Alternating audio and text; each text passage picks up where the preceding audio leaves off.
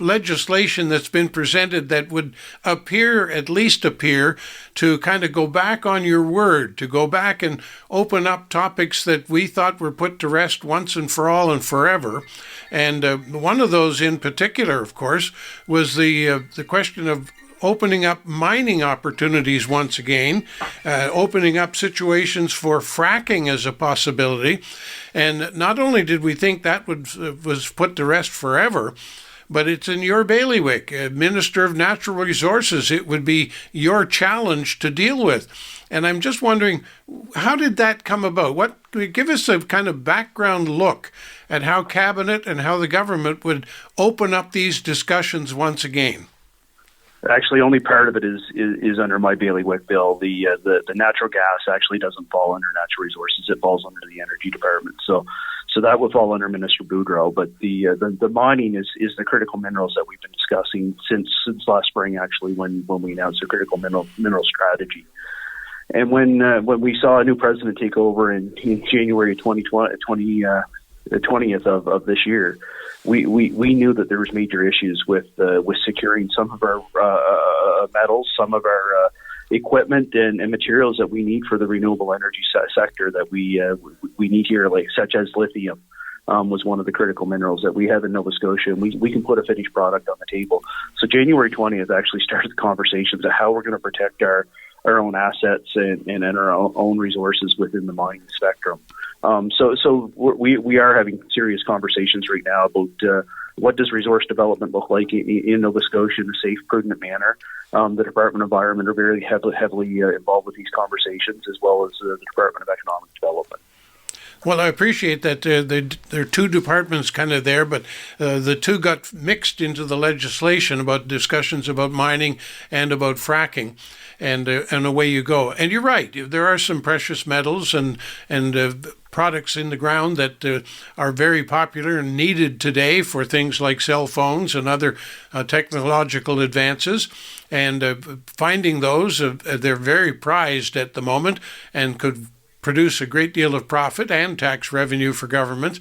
But when the subject comes up in general terms about opening up discussions on mining, then you start thinking about the worst. And there's, the open pit gold mining, coal mining, things and issues and things that environmentalists and other thinking folks would argue these are blights on our province. These are things we don't want anymore.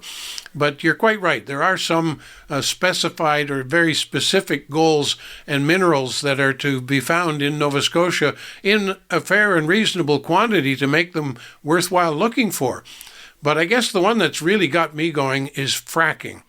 And I correct me if I'm wrong, but it seems to me that the idea of pumping water and other stuff into the ground to break the underground shale and underground rock and so on, to force it to smash open to get at gases and so on. People really don't like that concept because they worry about the damage done to the water system, the water table, and so on. And correct me if I'm wrong, but Cumberland County, out of all of the counties in Nova Scotia, would be the one county where fracking could do the most damage. And I say that because most of the counties throughout the rest of Nova Scotia have their municipal water supplies from lakes, and they can kind of control things. Whereas in Cumberland County, most water supply comes from drilled wells or even dug wells, but wells in the ground. And if we start messing with the shale and the water table, I think we're in for a real danger, and I think most people in Cumberland County would be kind of looking for your head if this goes through. Well, look, I know this conversation's been hot for the last 5, 6, 10 years. And look, I've had some good conversations with residents over the last number of years about the fracking, and they know where I'm at with it. And I've shared it with the Premier too. I have some concerns, and certainly ongoing conversations with the Department of Environment to make sure that they're abreast of what takes place in Cumberland County as well. And I don't know the technology. I've never been on a fracking site, but it's not in my sort of bailiwick as we discussed. So I'm trying to educate myself right now even further to the little bit I do know about what fracking is. But to have those educated conversations with the ministers responsible for those, and let them know the feelings of what I'm hearing from the residents in Cumberland County. Well, simply put, they drill into the ground where they sense and believe there are pockets of natural gas that are trapped in layers of the rock and the stone and the shale, and they drill down into that. Then they force, usually water, they force it in at extreme high pressure in an effort to break the rock, to break the shale. And once it breaks, then they get access to the gas and capture that and sell it off, and away they go. But they don't come back to glue the shale back together again. They leave it broken. And there's some evidence in the world that the places where fracking was conducted have been subject to some earthquakes because we've changed the structure of the ground, out of sight, out of mind kind of thing. And I would argue that if you're opposed to fracking and your government has agreed to do it, then there's been pressure put into cabinet to, well, they've been fracking the cabinet, you might say. Well, to look at the bill, too, it's also a conversation about natural gas in general, to my understanding. And one of the other examples that was used by the minister to me was about coal bed methane. And we know we have lots of coal beds in Cumberland County, Pictou County, and Cape Breton. So all this conversation as well is natural gas from the coal beds as well. And look, we know we had methane in the coal beds in Cumberland County, but we also have another area of a hot spot, and that's the landfill in Cumberland County and Little Forks. And how much methane is being released from that as well? Is that something that can be captured? So it's a natural gas conversation as a whole that's taking place. That I'm also having a conversation with the Minister of Environment as well on this.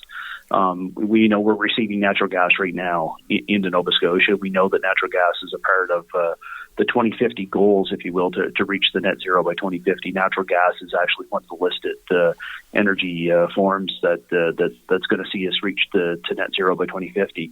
But right now we're receiving it from other jurisdictions. So it's a bigger conversation about natural gas as a whole as well.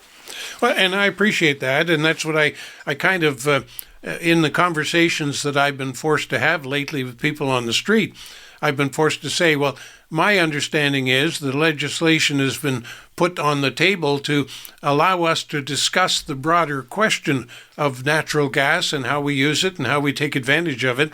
It's not just about fracking, but fracking comes with the package. When you start talking about the broader perspective, fracking is one of the ways we get at it. And just to me, fracking has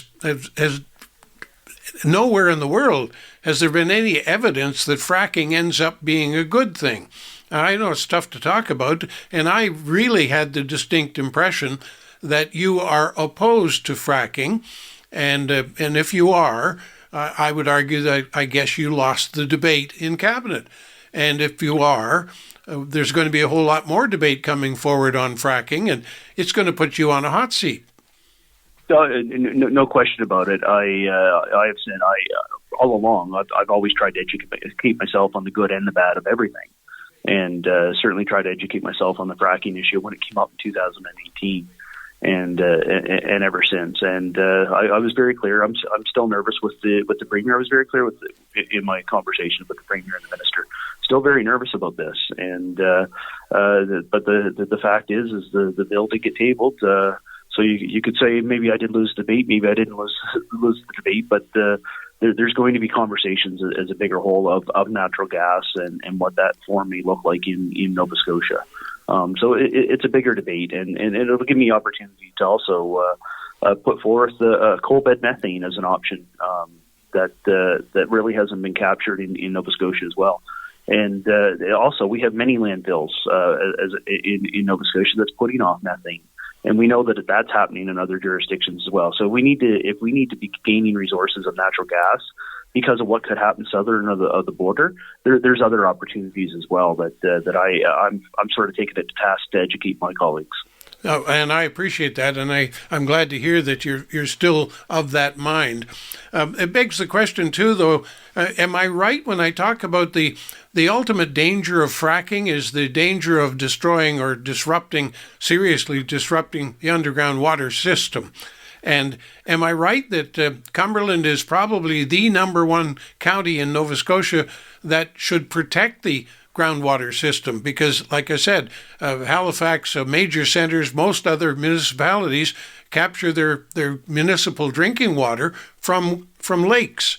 And they would not be affected by fracking in any way, shape, or form. Is that a truth? Is that setting apart Cumberland from the rest?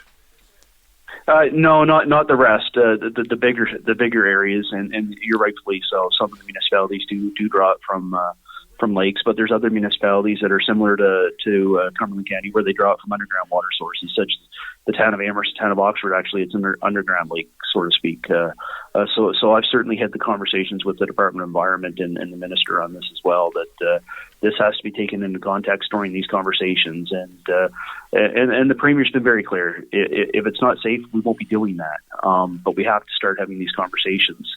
We're expecting natural gas to flow in the pipeline, and who knows what's going to happen south of the border. But we need to be able to be reliant as a country, and I think the Premier's made his tone very clear to the province.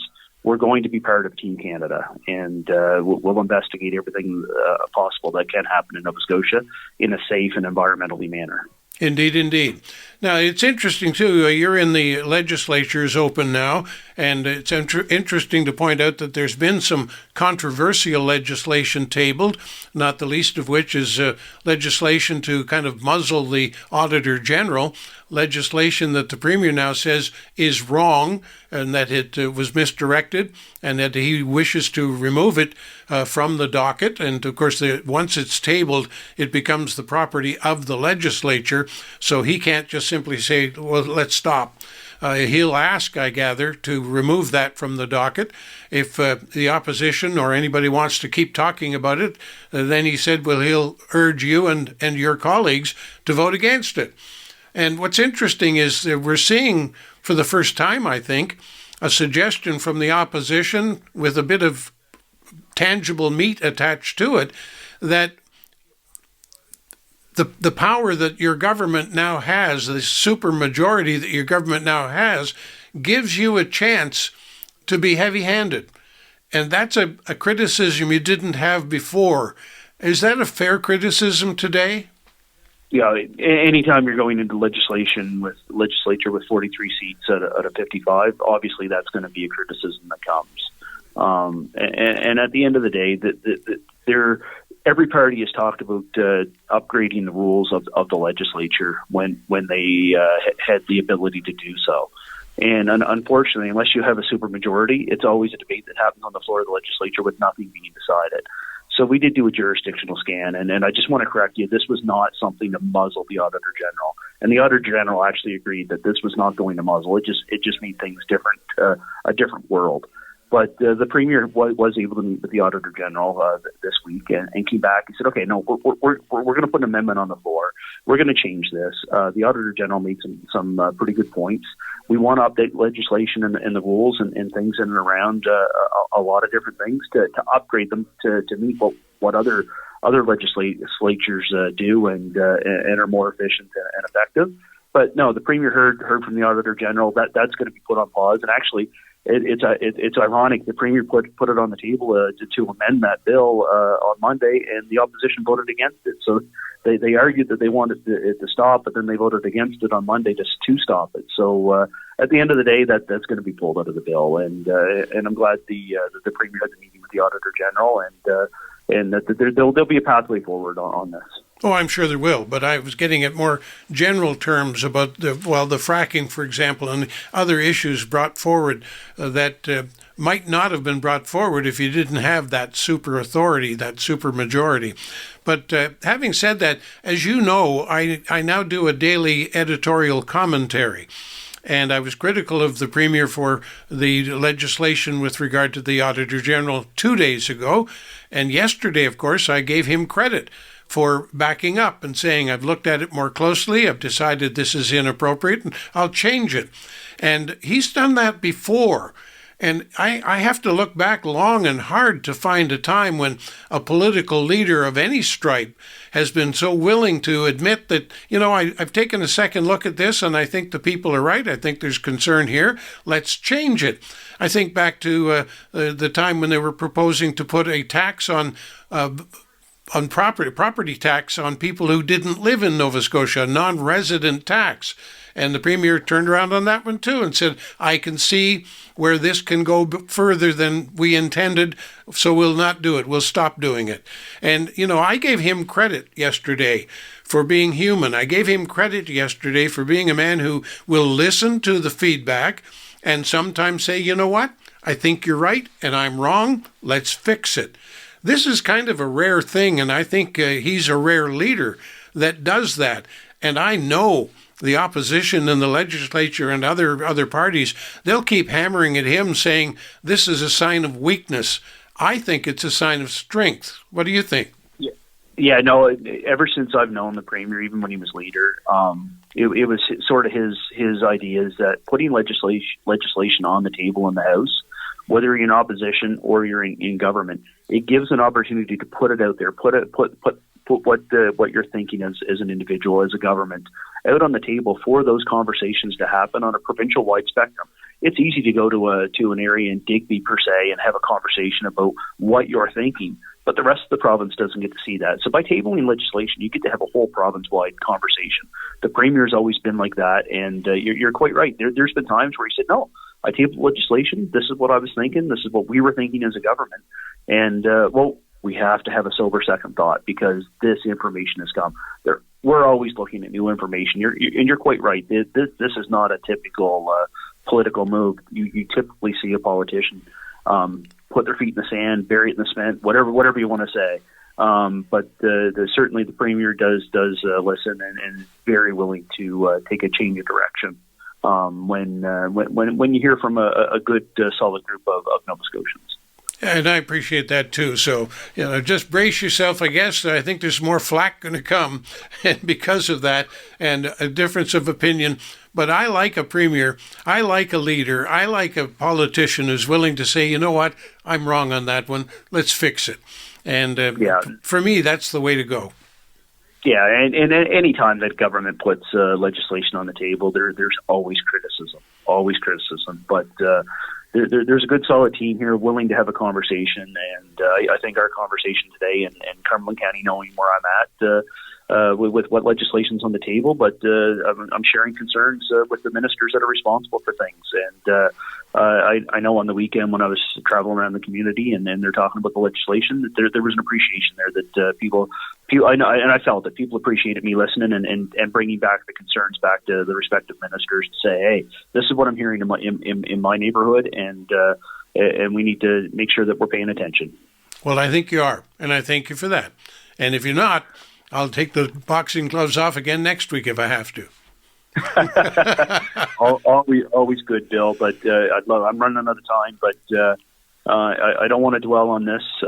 But some serious stuff happened. An incident happened on the weekend, and I know a lot of people have been reaching out to my office. One of my office staff were deeply impacted by an incident on the weekend, and I just want to say a special thank you to everybody that's reached out to our office, sharing sympathies and concerns for my staff in Spring Hill. Is certainly a very hard time right now for her family and the community. And I just want to take a minute just to say thank you for everybody reaching out and sharing their thoughts and support to us right now. No, I appreciate that. And I know there are some people who are listening and they don't know what you're talking about. And I know that we have not spoken of it here at all as yet because this is so current, so new, but so stark, so painful that we want to make sure that we get all the facts and all the details and everything. Municipal council's dealing with the question, police are dealing with the questions, and we'll wait till the information filters through properly, and then we'll be able to tell everybody the fullness of the story. So I appreciate your concern as well. Absolutely, Bill. I just wanted to make sure we said thank you, and I know that my staff certainly appreciates the phone calls and the support. So we'll certainly leave it at there, and everyone stay safe, and we will certainly talk next week.